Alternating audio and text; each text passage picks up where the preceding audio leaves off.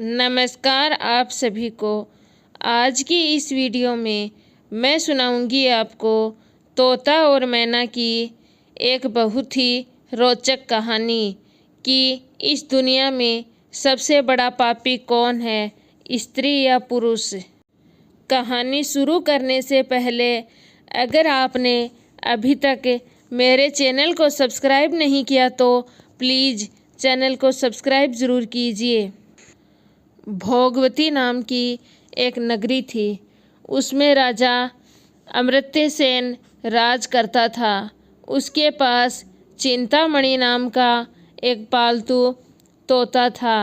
एक दिन राजा ने उससे पूछा, हमारा विवाह किसके साथ होगा? तो तोते ने कहा, तुम्हारा विवाह मगध देश के राजा की बेटी चंद्रावती के साथ होगा। राजा ने ज्योतिषी को बुलाकर पूछा तो उसने भी यही जवाब दिया। उधर मगध देश की राजकन्या के पास एक मैना थी। उसका नाम था मदन मजरी। एक दिन राजकुमारी ने उस मैना से पूछा कि मेरा विवाह किसके साथ होगा? तो मैना ने कहा, भोगवती नगर के राजा अमर्त्यसेन के साथ। देवयोग से कुछ समय के बाद दोनों का विवाह हो गया। रानी के साथ उसकी मैना भी आ गई। राजा रानी ने तोता मैना का विवाह कर दिया। उन्हें अपने एक कक्ष में रख दिया। एक दिन की बात है, तोता मैना में बहस हो गई। मैना ने कहा, पुरुष बड़ा पापी और विश्वासघाती और अधर्मी होता है। तोते ने कहा, स्त्री झूठी, लालची और हत्यारी होती है। दोनों का झगड़ा बढ़ गया तो राजा ने उनसे कहा, क्या बात है, तुम आपस में लड़ते क्यों हो? मैना ने कहा, महाराज, पुरुष बड़े बुरे होते हैं।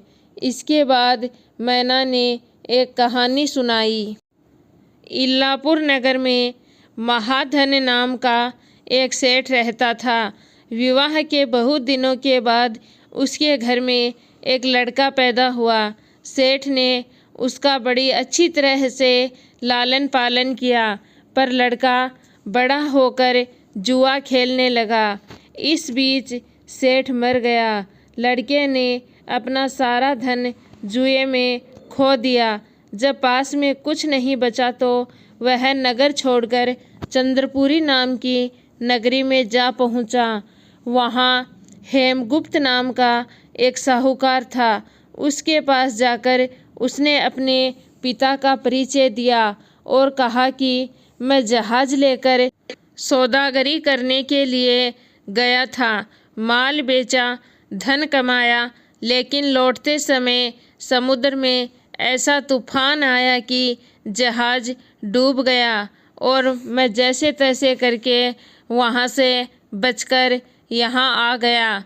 उस सेठ के एक लड़की थी, रत्नावती। सेठ को बड़ी खुशी हुई कि घर बैठे इतना अच्छा लड़का मिल गया। उसने उस लड़के को अपने घर में रख लिया और कुछ दिन बाद उसने उससे अपनी बेटी का विवाह कर दिया। दोनों वहीं रहने लगे। अंत में एक दिन वहाँ से विदा हुए। सेठ ने बहुत सा धन दिया और एक दासी को उनके साथ भेज दिया। रास्ते में एक जंगल पड़ता था। वहाँ आकर लड़के ने स्त्री से कहा, यहाँ बहुत डर है, तुम अपने गहने उतार कर मेरी कमर में बांध दो। लड़की ने ऐसा ही किया। इसके बाद लड़के ने कहारों को धन देकर डोले को वापस कर दिया और दासी को मारकर कुएं में डाल दिया। फिर स्त्री को भी कुएं में पटक कर वहाँ से चला गया। स्त्री रोने लगी। एक मुसाफिर उधर से जा रहा था। जंगल में रोने की आवाज़ सुनकर वह वहाँ आया। उसे कुएं से निकालकर उसके घर तक पहुँचा दिया। स्त्री ने घर जाकर माँ बाप से कह दिया कि रास्ते में चोरों ने हमारे गहने छीन लिए और दासी को मारकर मुझे कुएं में धकेल दिया और वो चोर वहाँ से भाग गए। उसके बाप ने उसको ढांढस बंधाया और कहा कि तू चिंता मत कर, तेरा स्वामी जीवित होगा और किसी दिन आ जाएगा। उधर वह लड़का जेवर लेकर शहर पहुंचा। उसे तो जुए की लत लगी थी। वह सारे गहने जुए में हार गया। उसकी बुरी हालत हुई तो वह यह बहाना बनाकर कि उसके लड़का हुआ है, फिर अपने ससुराल पहुंचा। वहां पहुंचते ही सबसे पहले उसको उसकी स्त्री मिली। वह बड़ी खुश हुई। उसने अपने पति से कहा, आप कोई चिंता न करें, मैंने यहाँ आकर दूसरी ही बात कही है। जो कहा था वह उसने बता दिया। सेठ अपने जमाई से मिलकर बड़ा प्रसन्न हुआ और उन्होंने उसे बड़ी अच्छी तरह से घर में रखा। कुछ दिनों के बाद एक रोज़ जब वह लड़की गहने पहने सो रही थी, उसने चुपचाप छुरी निकाली और वह लड़का उसको मारकर उसके गहने लेकर वहाँ से चला गया। मैना बोली, महाराज, यह सब मैंने अपनी आँखों से देखा। ऐसा पापी होता है पुरुष। राजा ने अब तोते से कहा, तुम्हारी बारी है, अब तुम बताओ कि स्त्री बुरी क्यों होती है। इस पर तोते ने अपनी कहानी सुनाई। कंचनपुर में सागर दत्त नाम का एक सेठ रहा करता था।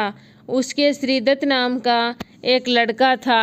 वहाँ से कुछ दूर पर एक नगर था, श्री विजयपुर। उसमें सोमदत्त नाम का एक सेठ था। उसके एक लड़की थी, जयश्री। वह श्रीदत्त को ब्याही गई। ब्याह के बाद श्रीदत्त व्यापार करने प्रदेश चला गया।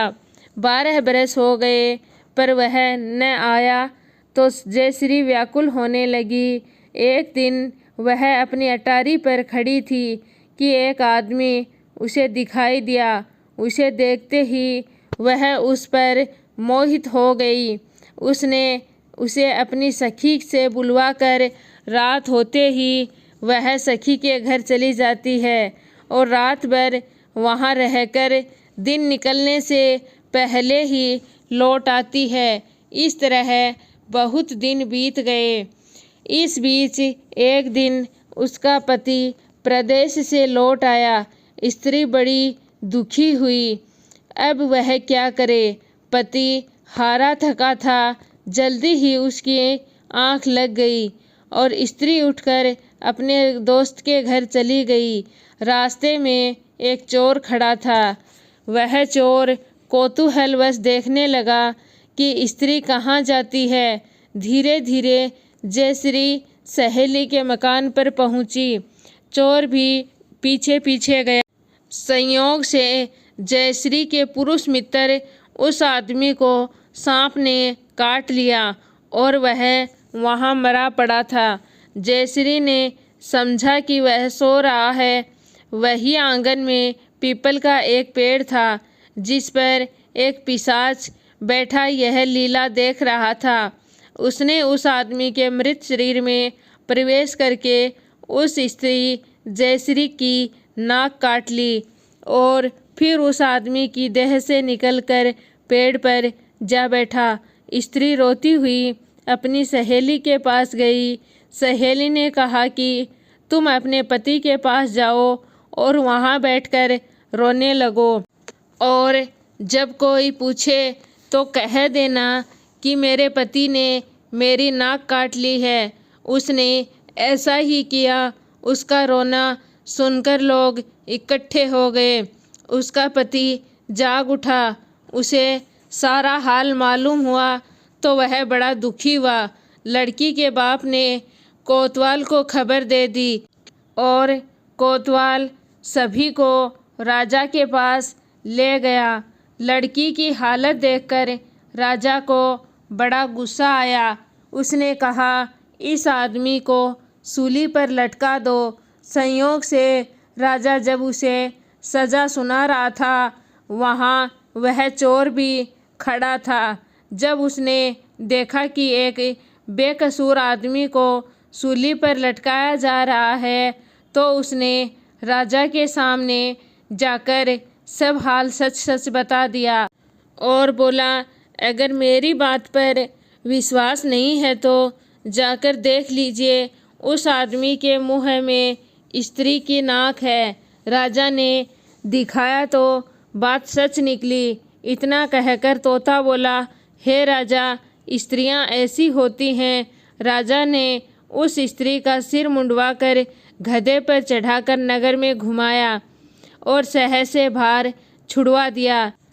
तोते ने राजा को यह कहानी सुनाकर कहा, राजा, अब आप ही बताओ, इस दुनिया में सबसे बड़ा पापी कौन है? इस पर राजा ने कहा, मर्द कैसा भी हो, दुष्ट हो, उसे धर्म का थोड़ा बहुत विचार रहता है, लेकिन स्त्री को तो बिल्कुल भी नहीं रहता। इसलिए वह इस दुनिया में सबसे ज़्यादा पापी होती है।